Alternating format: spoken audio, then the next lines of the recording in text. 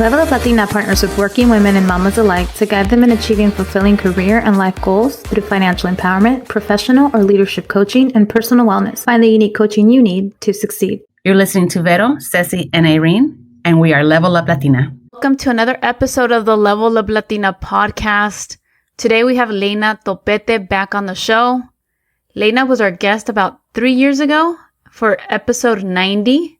And in that episode, she came to tell us all about Impromptu, her lifestyle brand.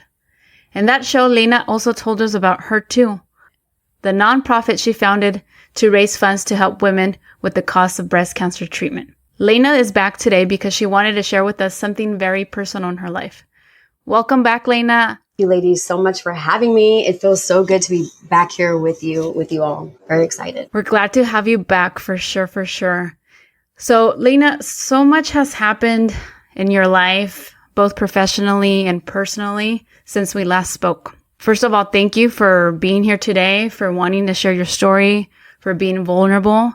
Tell us, or I guess start telling us what happened in November of last year that turned your world upside down. Well, we had just finished up the third annual gala, the Night of Hope gala for HERToo. It was about 2 weeks after that, so I was still closing out. And because of my mom's passing of breast cancer in 2019, I have always stayed really proactive with getting checked up every 6 months. And so I went in for a routine ultrasound in November, and she was checking over my left breast, and she said, I see something.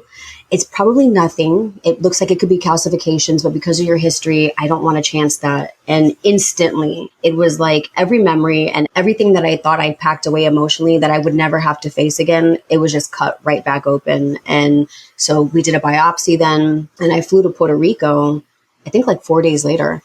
And the day after I got here, I got that call, and she said, Leyna, I'm so glad that we did the biopsy because it did turn out to be cancerous cells. And I said, Dora, what are you telling me? That I have breast cancer? And she said, yes. And she goes, but the good news is that we caught this early. We're going to take care of this, and you're going to go on to live a long and healthy life. So instantly I was thrusted into having to do more imaging. I had to navigate that here on the island, because I just wanted to hurry up and get stuff done. And then I was able to go back to California. A few days later, I had a consultation with the breast surgeon who actually ended up, it's really interesting how it all works out because Dr. Holmes was our medical guest speaker for the first gala. And who would have thought that 2 years later, he would be operating on me? But I went to see him. He told me it was stage 1. It was HERToo positive, just like my mom had, in the same breast that my mom had it. So we did the surgery and radiation during the surgery. And here we are. So, and this is you being proactive. You're on top of it, year after year because of the history with your mom, and still, this happens.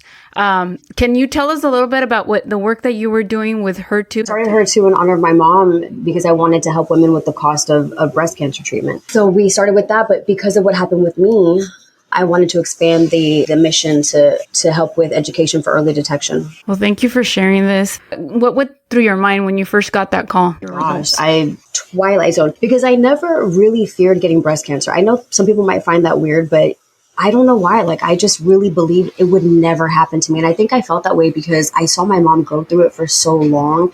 And then I started this give back to help other people. I just felt like, no, I'm good. It's not going to happen to me. So when she told me that, I was like, I went blank. My life went like my moment when the screen went blank, and my grandma was actually with me. So that was kind of a nice thing to have. She was the one who was with me when I got that call. And when I found out that I had to go back to California, she instantly said, I'll go back with you. And then I felt for her because she lost her youngest child, my mother, to this. And then my mom's only child now is battling this. So from her perspective, I thought, wow, what that must be like for her. Wow, that's just an incredible journey to just have all of you experiencing this in different ways, right? Like grandma to be experiencing this twice. I'm so happy to have you back on the show. We're so happy that you're here, that you wanted to come share your story. We are really thrilled to have your story be something that I feel like we've told all these years. Like there's always a reason to have Leyna. I love that. We love that we're women supporting women. So Leyna was with us. I think you said episode 90, right? Told us all about Impromptu, her beauty line, told us all about HERToo. Then she was back to our breakthrough brunch. So that's like the next iteration, the next season. Super loved, amazing panelists, so much just joy. And thank you for giving us that time there in person, not just on the podcast. And now you're back. So it feels like we have a connection. We have an annual connection, whether we like it or not, right? On positive, happy turns, not so happy terms, but it's life and it's authentic. So we have to just catch up a little bit on Impromptu, since that was when you first came into our bubble, and we're still wearing the lipsticks and we have been huge fans. So we want to know. I didn't see this happening, but when this came to be, I remember there was a morning, I was like 5 o'clock in the morning. I think I was about a week before my surgery. And all of a sudden I thought, I just don't feel like this brand is lined up with who I am now. Because instantly I felt like my world had changed. And I really struggled with that because I felt, who am I without Impromptu? I've developed this brand and it felt like such a part of my identity. And I've gotten the opportunity to do some really great things. But it just didn't seem to really excite me anymore to think about designing eyeshadow palettes and coming up with lip glosses. Like I felt like I want to do something more meaningful than that. Don't get me wrong, because I still love to get glam. That's not going to change. But I didn't have that same passion. So I really had to think about that long and hard. But, I think Impromptu was maybe meant to be just my first business, my starting point. I got to do some great things with it. And not everything's meant to be for forever. And that is okay. And that we should always do that. We should always, maybe every year, every 6 months, check in with ourselves to see how are we aligned with our goals. Had another collection in my mind of what I wanted to launch this year. I had a whole other vision for Impromptu, different ideas, and it just didn't come to be. And I'm okay with it though. So we're currently in the process of liquidating.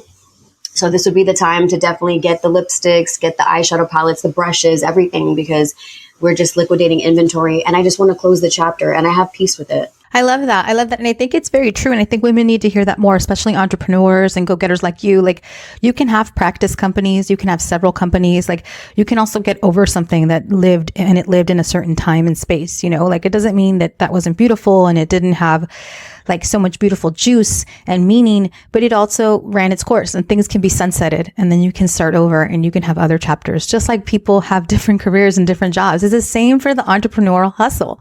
And I think it should be more widely accepted. Like this was this chapter of my life and then this was this chapter of my life. And I think it's absolutely normal. So we need to normalize that more, that things do start and end in the entrepreneurial world. But tell us a little bit more about your nonprofit.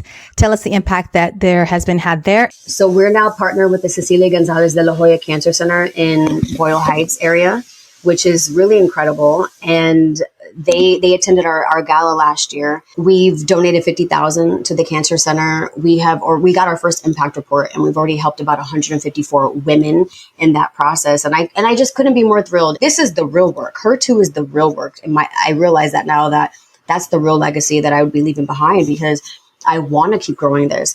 But we're getting ready for the 4th annual, which is really crazy, ladies, because when I sat here with you last time, we hadn't done the first one yet. It was the year of the first coming up. But now I'm like, wow, we're going to be doing the 4th. So yeah, we done that. Then we partnered with the LAPD for Breast Cancer Awareness Month last year. I want to do that again. This Christmas, we're in talks about maybe getting together, doing a partnership to give away a beautiful Christmas to a family who's being impacted by breast cancer. So that's something else that we want to do. Beautiful. That was your purpose all along. Like you were doing it. And now it's like you've been propelled into like you are shining there. And just to see the growth of your gala and the engagement and the way you do it, more people need to attend. So by the end of this, I hope that you're going to tell us how people can get involved, how they can donate, how they can show up, girl, all of that, what your plans are, where you're growing things, because we want to support it. Not just liquidate everything for Impromptu and buy it all, but also support the nonprofit, which is a beautiful legacy. We have been personally impacted by breast cancer in so many ways.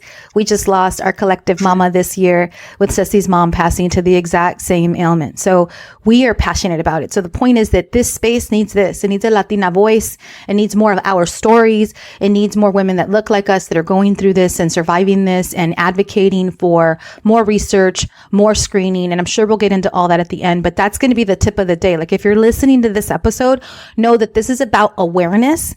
It's about sharing this publicly, loudly. Do we need to give back to these efforts because it's personally touched us or because it may one day? It may one day. So we should be involved in giving back.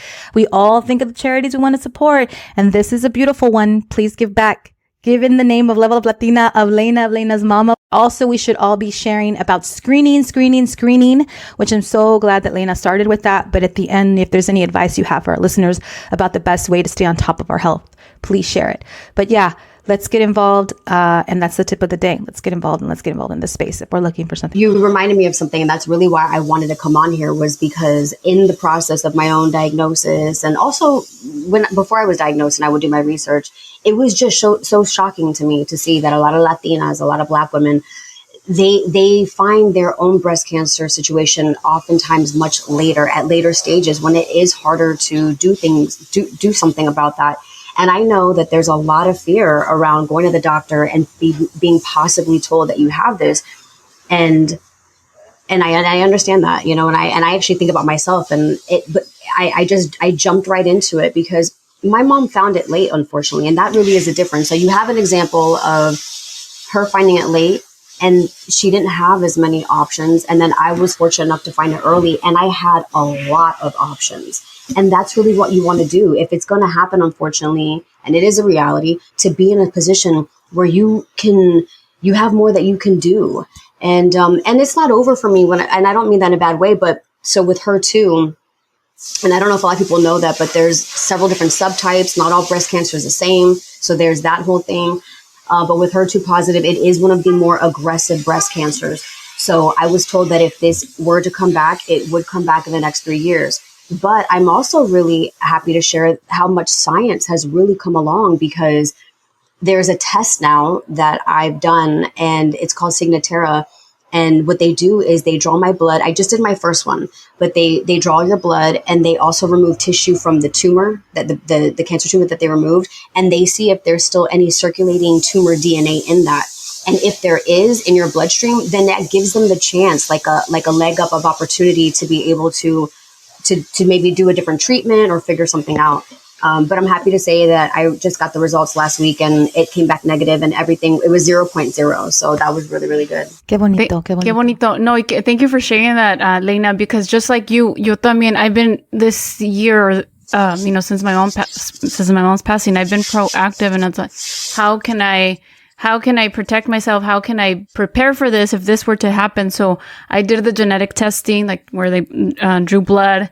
It got tested. It came back normal. Right now, one of my aunts is going to get tested as well, just to kind of check for the genetic testing as well, and see how that is going to benefit me. So what I was told is that right now, just based on my blood alone, it was normal, but based on my age, I'm 42, that they would in the history with my mom, that they would recommend that in 6 months after my mammogram that I just got done in February, that they would recommend an MRI and then go from there. Things may change based on my aunt's blood work to see if they recommend anything additional. So we're being proactive. I told my sister, I told my cousin, like, let's stay on top of it, because if it does happen, we want to detect things early. When you told me via Instagram, or you reached out like, hey, I want to come back because I want to talk about this. I remember I started crying. I was like, wow, I can't believe this happened like in a couple months ago. And you're here with us, gracias a Dios, you're here with us. And you've gone through it, you're going through it, and, it's beautiful that you're sharing your story with us and our listeners. Again, thanks for having me. And I am so sorry to hear about the loss of your mother. When you told me that, I was it gets me every time, obviously, because I've been there, and that'll never change. I mean, I think about how much breast cancer has affected my life. It first came into my world when I was 22. And I thought, and here I am now 38, and I'm still dealing with this, even though my mom's not here. And of course, through the charity, but then with myself. And, but a lot of, I just want to inspire a lot of Latinas. I mean, I just want to inspire a lot of women, but with our community, there's such a need. And I can't tell you how many people since HERToo, people who've attended the gala, somebody else, just people are telling me, oh my gosh, I just found out that so-and-so was diagnosed. And because of HERToo, I know more now. And I just feel like this truly is my purpose. I've always said it since the beginning, and maybe you guys remember this. I said I could make millions with Impromptu or whatever other business I do, but this will really be the thing that matters the most to me. Your legacy. Leyna, I'm so happy to have you back. I mean, I think you're total like proof that guerreras no se dan por vencidas. Like, you're such a warrior. And I remember you mentioning about your mom being like so strong and such a guerrera, you know, like that she just, you know, was so throughout her entire battle. And it's evident in you that you are the same way. You are the same way. And you were saying like, you know, I wasn't afraid of breast cancer. Can you guys believe that? I believe it. But because I think that everything you were doing up to this point was, in a sense, preparing you for the case that if it were to happen, you were not scared of it in that sense. You know what I mean? Like, giving back, you launched the Impromptu, you did everything you could, you put everything into it because you had that love for your mom. You're like, this is lo voy a hacer por mi mami, you know, like everything you've done it from the heart. You've done it because like te nació to do it, and you didn't give up. You didn't give up at all. So when you said like, can you guys believe I wasn't afraid of it? I'm like, no, I totally believe it, because it was setting you up all the way through from the point that you were 22, like you just said, to now when you found out your news, went through your surgery. It all prepared you to be that guerrera, to be more of that advocate of saying like, I want to make sure that every woman, every Latina, every woman of color takes that opportunity and go take care of yourself. You know, the constant conversation on the Level Up Latina podcast is, how do mujeres get from taking care of themselves, like instead of just everybody else, right? We don't ask for help. We don't want to go to the doctor. And that's the part. Why can't we just get our butts up? Like, we can take our kids, we can take our moms, we can take everyone else but ourselves to the doctor. Like, get checked every time. Get checked. I'm going to put myself on blast. I am going to be 42 and I still haven't done my mammogram. You know, like, I need to get out there. I need to do it. And it's just been in the back of my head. I need to get it done. And the last year I didn't do it was because I was still nursing. They're like, oh, just wait till you're done nursing. And now I've been well done with nursing and I still haven't gone. So I was remembering you at the Breakthrough Brunch when you were like, we're going to get everyone screened here. Everyone, you know, sign up for this event. You were like, we're going to get everyone screened. And you're like, especially if you have history. And the thing is that with cancer, it's like everyone knows about cancer, right? We know that there's breast cancer. We know that there's, you know, prostate cancer. We know that there's ovarian cancer, but it doesn't we don't realize how impactful it is in everyone's lives when you do experience it, face on, until you're in it. And we should not have to wait for that, right? I feel that that's what your mission here is like, why wait to the last minute? Let's be proactive. Let's stay on it. So I'm so happy to have your voice back on our podcast, because it's a great reminder of like, do not give up. Don't give up. Don't sleep. Don't sleep. Stay awake and take care of you. So I want to thank you for even telling us like, look, I need to be back. I want to be back, because we want to make sure that everyone knows. So I appreciate you doing that, because estamos en confianza. We're like homegirls, comadres, you know? Oh, absolutely. Oh my goodness. Thank you so much. Leyna's the homie. Leyna's the homie. Of course she's going to come back. She's going to tell us by the end of this episode how I'm her favorite. But anyway, go ahead. I was just thinking when you were saying just that, being that so proactive. I mean, I forgot to mention, I actually, hopefully this doesn't change, because like I said, they want me to do this blood test every 6 weeks for the next 3 years. But hopefully everything still goes well. And if it does, I didn't even have to do chemo, which was really incredible. Again, something that, because it was caught so early, the size of the tumor, I'm being really open here because I've said some things, but yeah, but please do. Yeah. Tell us. Open. No, girl. If there's any place you want to be open, it's here. Let's do this, girl. Let's do this. So when it was done and I got the pathology report, the tumor that they removed was 5.5 millimeters, not centimeters, millimeters. That's like, from what I was told, like the size of a blueberry. That's how tiny and early it was caught. They were even surprised that she saw it through an ultrasound, no less. It wasn't a mammo. It wasn't an MRI. It was actually an ultrasound. So I want to encourage women to definitely do all those different imaging things, because what I've been told is that everything catches something different. And, but that was the power of catching that so early, that not having to do chemo, that was even a possible option. I am taking tamoxifen, which I was really I was adamant that I did not want to. I resisted that for as long as I possibly could because I'd read all the things about, side effects and stuff. And I don't even like to take Advil for a headache. But I found an incredible oncologist in Orange County, and he convinced me to do it. And then I thought, Leyna, don't be stupid. I know you don't want to take this pill. You have to take it for the next 2 years. But in comparison to maybe other things that you would have to do if it were caught later, this is a small price to pay. And so I don't know if anybody's going to think this is weird, but I certainly believe in the power of speaking positive things. So every day before I take the pill, I look at it and I will talk to it and I will say, you are here to help me, not to hurt me. Do not touch anything healthy in my body. Go in and do your job. No more, no less. And we are on the same team. And I just want to keep manifest. Dang, girl. Yes. Manifest, baby. And now we all believe it. Thank you for sharing that because now we all believe it. She's like, man, I'm delegating. I am giving this pill a job, and that's what it gets. That's all you get to do. You have no my body, my right, my choice. And you're telling that pill that's what's up. Yeah. It's so trippy. Like, I love it. I love it because you mentioned like I'm gonna share like my sister's story. My sister just got diagnosed with ovarian cancer, and the beauty of advocating for yourself. I think that sometimes, when we go to the doctor, we wait forever and then we say like, pues yeah, sometimes me duele esto, right? My sister's one of those people that I would say like, girl, you're a hypochondriac. You just overreact to everything. Like you're always saying you might have this, you might have that. And at this point, when she got diagnosed with ovarian cancer, a really rare type, I had no idea. When you were saying there's so many varieties of breast cancer, but then there's also all these varieties of ovarian cancer. And so she has this really rare type. But she had a mass of like 10 centimeters. So it was like the head size of a baby head. And at first they just thought it was a mass. No big deal. They go in and do the surgery to remove the mass. And they're like, hey, this is a lot worse than we thought. So they actually ended up removing her entire reproductive organs, and she is in chemo and she's, going through all this. But I'm like, for her, it was stage 2. It's stage 2. So it's a little bit further along and she is going through chemo. But I think to the point that it's like, we need to feel so confident in speaking up for ourselves, especially in health spaces, right? Because we don't trust doctors. Like, look at the rates of Black women dying at birth, look at doing birth, giving birth. Look at the rate of Latina women just being, oh, it's because señora, don't even worry about it. Like, this is nothing. This is just part of getting older and kind of being dismissed with like what we feel. With you, thankfully, it wasn't like, I think I feel something. It was more like, hey, we found something. Let's be proactive about it, right? And with my sister, I think that she was so used to like advocating that they were tired of telling her.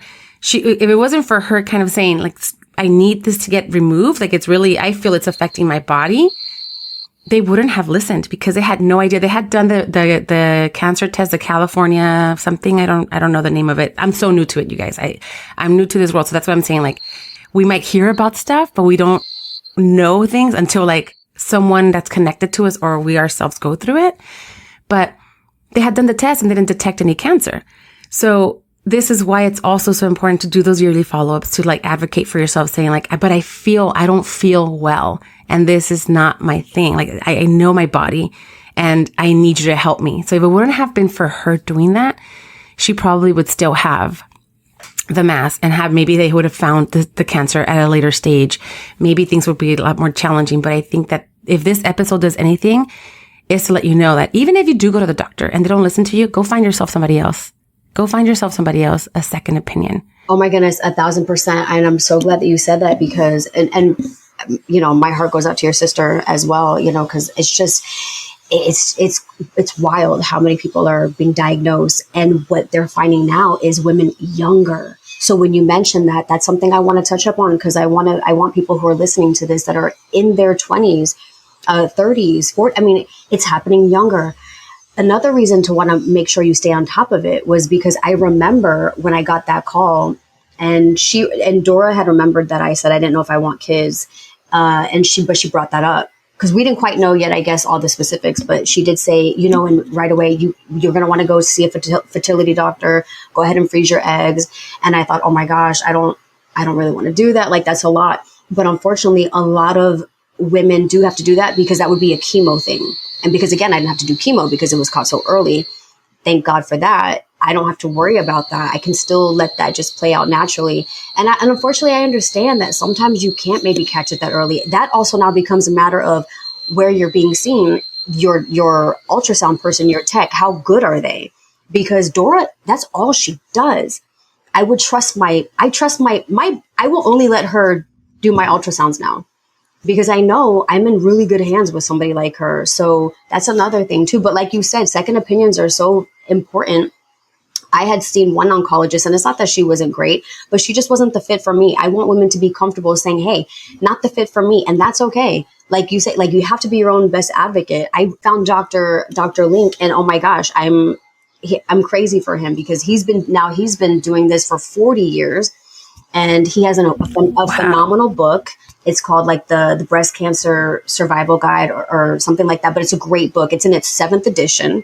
He wrote it about 26 years ago, because everything is constantly evolving and changing in the breast cancer world.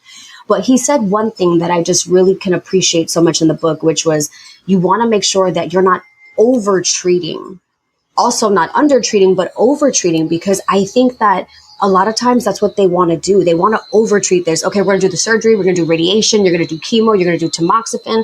And it's like, hold up a second. Like maybe we don't need to do all that. So it's a lot. The book is called The Breast Cancer Survival Manual. It's by Dr. John Link. If anyone wants to pick this book up, please do. No, I wanted to say something about like advocating for yourself, because like this reminded me of like when my mom, got detected for the second time. So she first got diagnosed when she was about 53, 54, something like that, with breast cancer. She did, the chemo, she did the surgery, and she did radiation, and then she did like 5 years of taking a pill.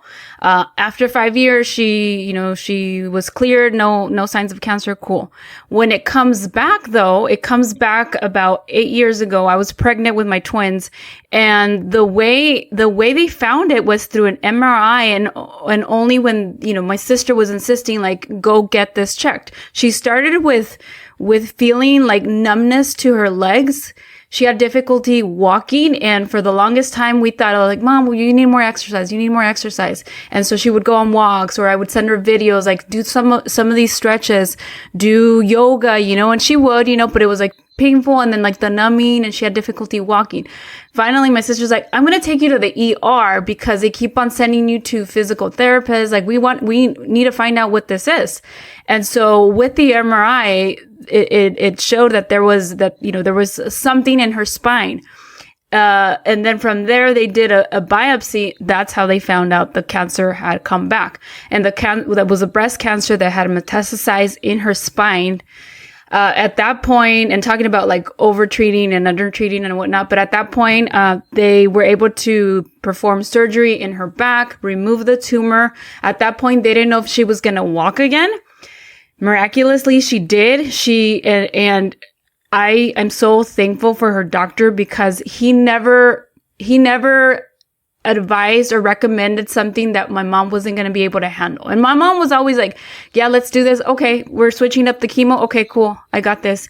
And so thanks to that doctor and my mom's, I think, willpower and prayers and everything, like at that point, when they came back, it was stage 4 already, but she was able to be with us for another 7 years. And again, because my sister made her go get this MRI, and then she had she had like good communication with her doctor, but also because like I stepped in, like when I was like, well, what's going on? After the surgery, like I stepped in.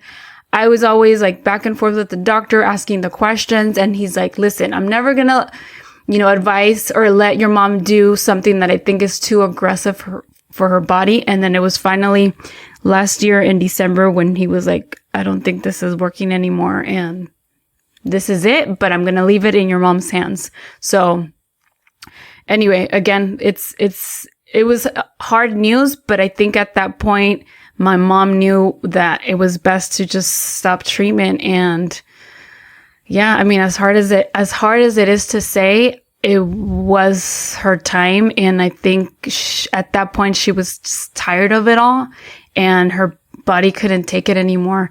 And she passed, I think, a month after that conversation. That makes me, I connect with you so much in that moment when you said she was tired. She was because my mom felt that. I will always, now I don't want to get emotional with this, but I will always remember when she told me she wasn't going to do any more treatment, when she made that decision, which was in 2019. So, she was like, I'm done. I don't want to do this anymore. I've been fighting for 12 years and I just want to go home.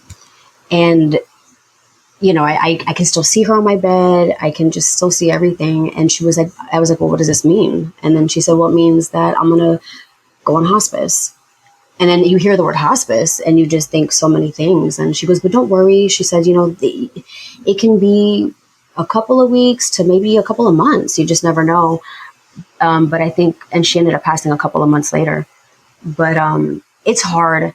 And I'm sure you can understand, like, you don't want to see them. You get to the point, first you go through this feeling of like, you don't want to lose them. You don't want to say goodbye yet. So you're like, let's do everything we can. I'm not ready to, we got this. And then as you see time go by and you see how frail they are, how tired they are. And then you reach that point where you're like, you know what? I don't want them to suffer. I don't want them to suffer anymore. And you have peace with having to say goodbye. Qué bonito. Leyna's trying not to cry, but Ceci and I are crying. Sorry, Ceci, I'm sorry. Thanks, Leyna, for being so strong and delivering that. It's such an emotional thing to feel, to go through. My heart goes out to all of you. I know that Vero's going through this this very minute with her sister, and Leyna's still recovering. We hope that our listeners will share this episode broadly and with a lot of heart to anybody that needs to hear it, because it's a beautiful story. I just want to help. And it all started with Lola, my mom, and I miss her so much every day. There's really not a day that goes by that I don't think about her, probably like 20 times a day. And every great thing, every bad thing, I say to myself, I wish you were here because I want to talk to you. I wish you were here because what would you say about this? But I just look within, I pray, and I know she's in my heart. She's in my heart. Your mom's in your heart, and she'll always be forever and always, Yeah. Deep breath. Thank you. I know. I feel it. I feel it. Sorry, estamos bien chillonas. We cry on this show. I was like, sorry. I'm like the worst. I was like really trying to keep it together because I am like I know. I make fun of my son because he's an ugly crier, and then I'm like, of the group, I'm the ugly crier. Like, but yeah, like, girl, we gotta feel it. Como dice my hermana, my homegirl Maga, she's like, let it out because it turns into cancer. Like, we always say that. Like, yes. If it's thoughts, if it's feelings, if it's whatever it is, like, let that shit out, man. Yeah. So. Yeah, I'm glad you said that too, because I'm sitting here thinking, I'm like, I should have jotted all these things down that I wanted to say, but that is something that I've now come to terms with. Stress. I personally believe, and I told this to my surgeon, I said, Dr. Holmes, I can't prove this, but I really believe that this is stress induced, because the amount of stress I've been under the last few years, it's insane. I mean, the passing of my mom, then we go through the last 4 years, it was the passing of my mom, then we go through the world pandemic, then of course just natural business things and starting the nonprofit, raising money to start the gala. Then I get diagnosed with MS in 2022. And there was that whole thing. And then it's breast cancer in 23. And I'm like, okay, Lord, I cannot take anymore. I need a break. But in the process, what I've learned, and this is what I want your listeners to hear, is we really need to stay aware that stress is a silent killer. It can be, it's dangerous. It's so dangerous. So we need to make it a priority to keep that stress at bay and to do all these things that we can do to help mitigate that risk.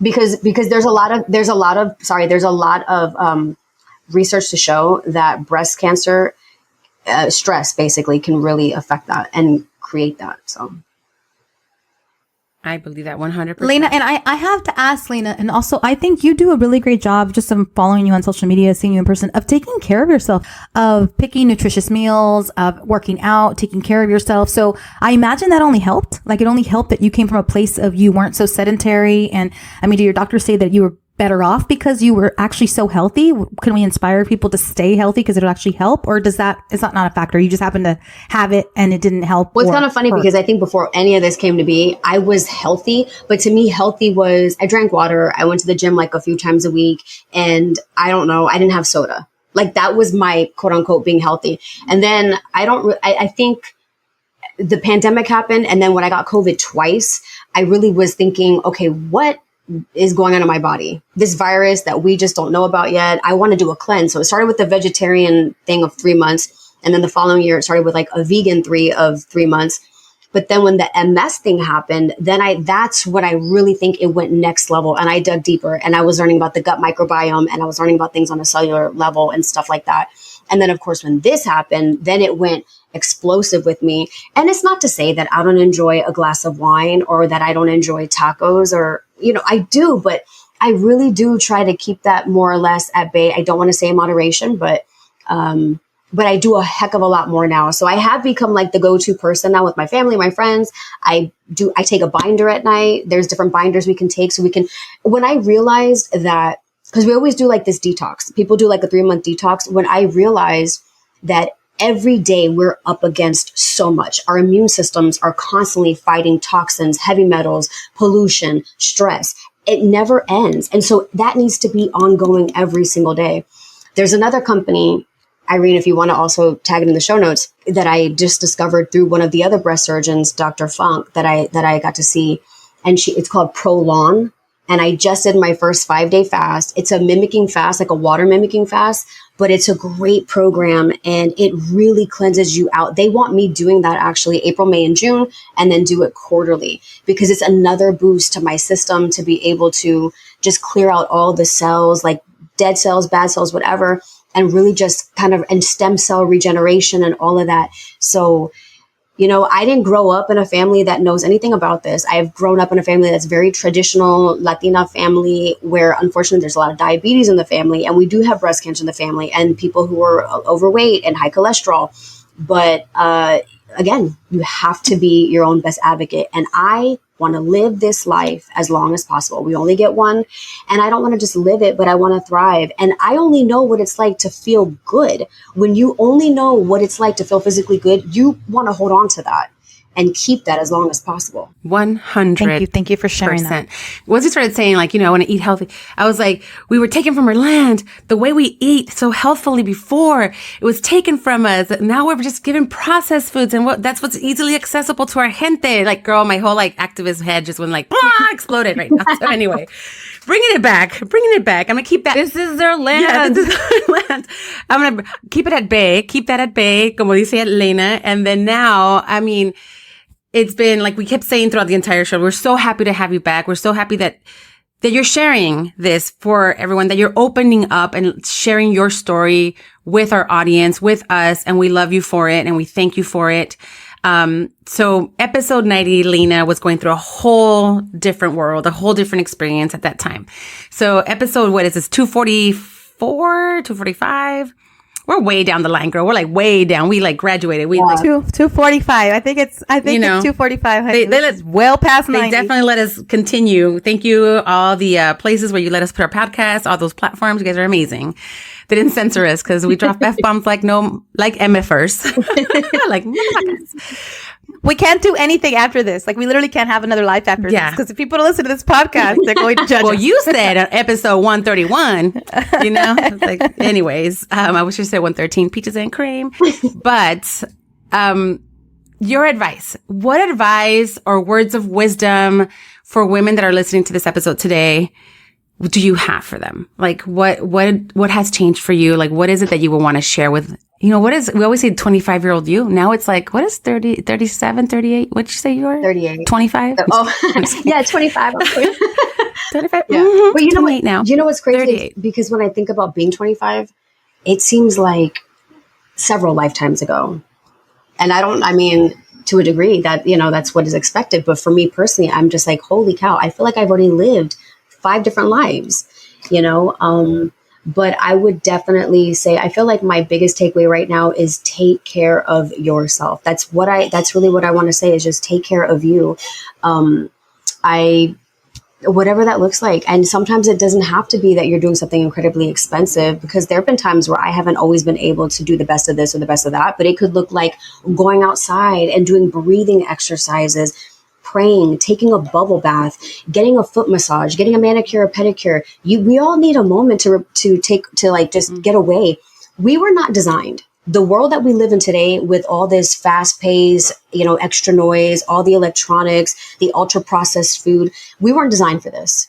So people need to remember that we were designed for something way more simple, but thankfully there are a lot of options. You just have to educate yourself. And this is a lifestyle. This is not a momentary thing. This is not going to be like, oh, you're good. 5 years later, you're good. It's all, this is forever for me. And like I said, I mean, just yesterday, Nana and I went to this little cute restaurant here in Puerto Rico, and we had tacos. And I had a glass of wine, and I had French fries because I'm a sucker for French fries. I can't lie. Like oh my God. Fries are my thing. You look like a French fry girl for sure. I'm a total French fry girl. That's every restaurant. I'll have a side of fries, but it just looks like Your grandma's like, I'm down when we go into the fries. That was her. I told Nana to be quiet, but she wanted to chime in on that. Papa frita, las papa frita. Nana was dying to be on the show. She's like, Nana's like, I'm on the show. Yeah, but what it just looks like now is maybe what I didn't do before. Like I said, before I go to bed, I take a binder. I take chlorella, which is I have a really good brand, and I'll pop 3 of those. And basically what a binder would do is, and there's different types. There's black active charcoal, there's spirulina, chlorella, and it just acts like a magnet to the things, and it just kind of cleans that out. And then, that's for your gut, right? Don't quote me on that. I think it's like just kind of like overall, not gut specific, but gut is important. I'm blown away to see all these people who are having gut issues, but 70% of our immune system is in our gut. So yeah. That's the mind of our body, right? So we have our brain and we have our gut. Yeah, exactly. Girl, the brain. Yeah. Did you see that Netflix, that thing on Netflix they have? It's like a new documentary or something, and it's all about the gut. No, I'm gonna check it out though. Now that's a Netflix. Yeah. Damn, we're dropping a bunch of like info. Oh today. yeah, definitely. I'm gonna check out that gut doc. It's so trippy. So I thank you for that. Like, it's just recently I read an article about slowing down helps your growth and helps you like normalize yourself. I was talking to a client about, being I just gone through a lot. She's also Puerto Rican. And she's just gone through a lot. And she's like, Lord, I can't find another guerrera, find another warrior, because I'm tired. She's just like, I'm done. And then you were talking about, slowing down and like taking it easy. Go outside for a couple deep breaths, take off your shoes, ground yourself with the earth. Talking about personal offsites. A lot of us take vacations with our friends or with our families, and we come out more exhausted. But like, at work, you do work offsites, right? Where you go and like team build.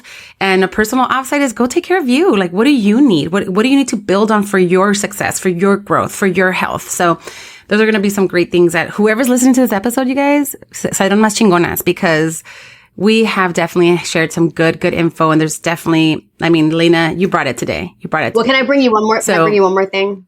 Of course. Okay, so this is a little hack, right? Okay, so I'm going to be totally honest, right?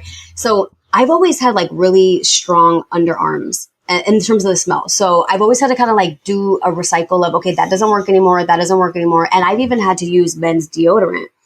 Well, November, it was right around the time of this situation that I was here in Puerto Rico, and it, in November it's still hot. So about a couple of hours after a shower, I was like, oh my gosh, like I feel like I still smell. And I remember I'd seen this thing on Instagram about lemon juice, using lemon juice as a way for deodorant. And I remember thinking, that is so silly. That's lemon juice, really? So at that point though, my cousin was here, Ricky. And so I tried his deodorant. That didn't work. And so I said, you know what? I'm gonna try this lemon juice. I don't know. What do I have to lose? I tried it. Game changer.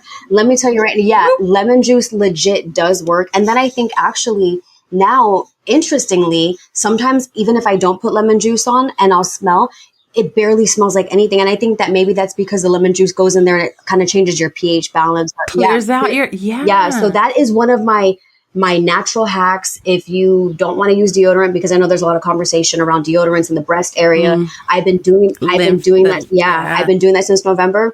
It does work. And I'm like sold on that forever. So I don't buy deodorant anymore. I just use lemon juice.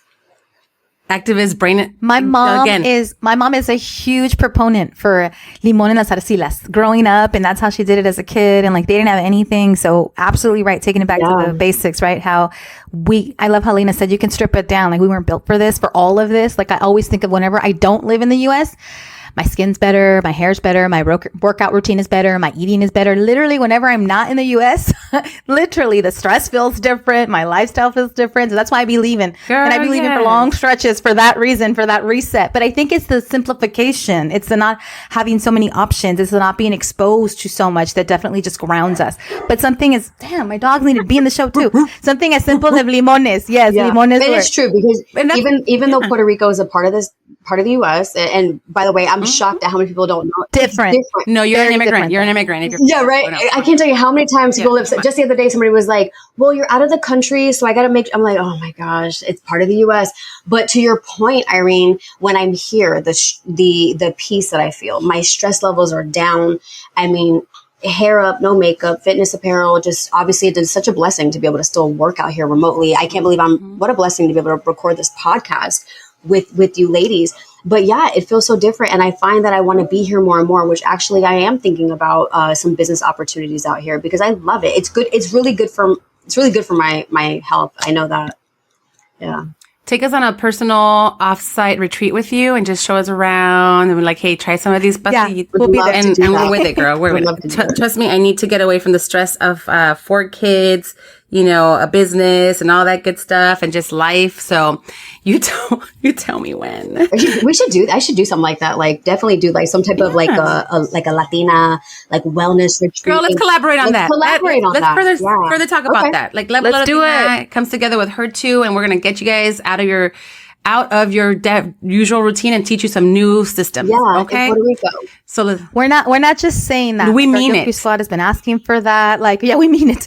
Our listeners have been asking for that. A lot of people have told us, like, put together like a little travel thing, and we should. Well, we absolutely let's should. Definitely have that conversation because again, since this is not out of the country, obviously that's a draw for a lot of people to be able to without to deal with a passport if that's a concern or something. Definitely, we could do something maybe like in San Juan or something like that. So. Yeah.